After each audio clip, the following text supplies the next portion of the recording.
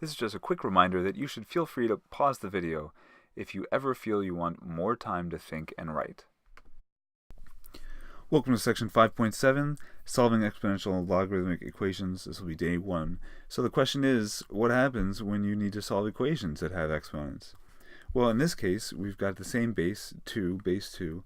So if this equation is going to hold, we've got to make sure that the exponents are also the same. In order for this equation to be true, the exponents, 3x minus 7, has got to equal 5. Solving that, you get x equals 4. And that's how you do that one. But what happens if the bases aren't the same? Or what happens if you don't have even x, you only have an exponent in one side of the equation? Well, there's a couple different options. First of all, you could just switch it to logarithmic notation, and you've got this log equation. The base is 3, the exponent is x, and the power is 20. And if you can program that in directly into your calculator, you'll get a decimal of x equals 2.7268 approximately. Here's another option. You can, if you want, take the logarithm of both sides. If a equals b, then the log of a has got to equal the log of b. So you can say, like, you can multiply both sides by 3, you can multiply both sides by 6, you can subtract 6 from both sides. You can take the log of both sides, and that's what we're going to do here. And you could have just as easily said take the natural log of both sides, but I'm just going to take the log base 10 of both sides. So if you take the log base 10 of both sides, you get log base 10 of 20 and log base 10 of 3x. The x is an exponent, so exponents on the outside become exponents.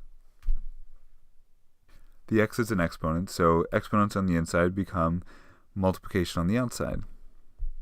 So you get x times log 3 equals log 20, and dividing both sides by log 3, you get x equals log 20 over log 3. And if you type that into a calculator, you'll get the same thing. X equals 2.7268 approximately. I want to show you a third path you could get to the answer. Going back to the original, let's say you had log base 3 of 20 equals x. Well, you could use the change of base formula. Let's say your calculator doesn't have a base 3. You could use and the change of base formula says the base 3 becomes the log of 3 in the denominator. So that actually looks identical to this right here, which is actually this thought process is how we get the change of base formula in the first place. X equals log of 20, that's log 20, and in the denominator you get log 3. And type that into a calculator, just like before, we get 2.7268 approximately. So 3 ways to solve that problem. I think the easiest way to do it is this way, and that's fine. But I just want to show you how an example of taking log to both sides. Log of both sides. So here we go. Here you can just change this around. You get, first divide both sides by 100 to get the exponent all by itself. And then you take the natural log. Well, you can flip this around, rewrite this with the logarithm. It's base e, so that's natural log of the power 25. And the exponent goes over here to the other side all by itself. You get 0.08t. That's natural log of 25 divided both sides by 0.08, and you get what t is equal to, approximately 40.26. So I want to point out for this next example that we do have bases that are different. We've got base 4 and base 3. So you can't exactly set them equal to each other. You can't exactly set the exponents equal to each other like you could here. So let's just take a log of both sides, see what happens. Take the log of both sides, you get log of all of this, and it equals log of all of this. And then the exponents are on the inside of the log, so then therefore they can become multiplication on the outside. And you get the old exponent times log 4 equals the old exponent times log 3, right here.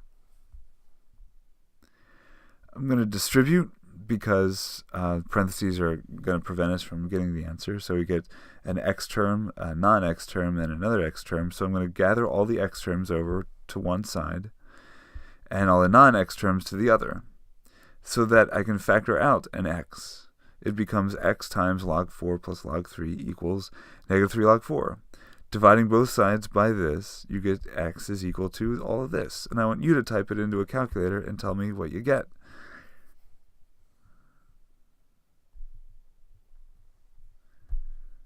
Last example, before I tell you that silver is your audio check element for today. Example 5, this is e to the x plus e to the negative x equals negative 6 equals 0. Well, let's do a U-Substitution. I think that'll be easiest because I see something being repeated over and over again. U is going to equal e to the x. Now, if you make the choice of u equals e to the x, then you take you raise both sides to the negative 1, and you get u to the negative 1 is equal to e to the negative x, which is exactly what you need right here. We know what e to the x is, it's u. We know what e to the negative x is, it's u to the negative 1. So you can rewrite the original as u plus u to the negative 1 minus 6 equals 0. Now, you can multiply all the terms on both sides by u, and you get basically something you can plug into the quadratic formula. U squared minus 6u plus 1 equals 0. You do all that quadratic formula work, and you get u is equal to 3 plus or minus 2 square roots of 2. Back substituting, you get e to the x is equal to all that as well. And then you can rewrite it as a log equation to get x by itself. Remember, you switch these around, x goes here, and the power, this is a giant power, goes over here. The natural log of 3 plus or minus 2 square roots of 2. There's actually two numbers here, so you take the natural log twice to figure out two different values of x. However, I mean, you would try to do that, but you actually find that you can't, because although the positive version works, 3 plus 2 root 2 gives you a decimal that you can report as an answer. You try and use a subtraction, and all of a sudden, you're trying to take the natural log of a negative number. And that's undefined. So, although the quadratic formula yields two answers, you can actually only report one of them as an answer to the original equation. X has got to equal 1.7627. Anything else is undefined. So, start assignment 5, G1. I want you to copy the problem list, do the first problem, and I'll see you in class.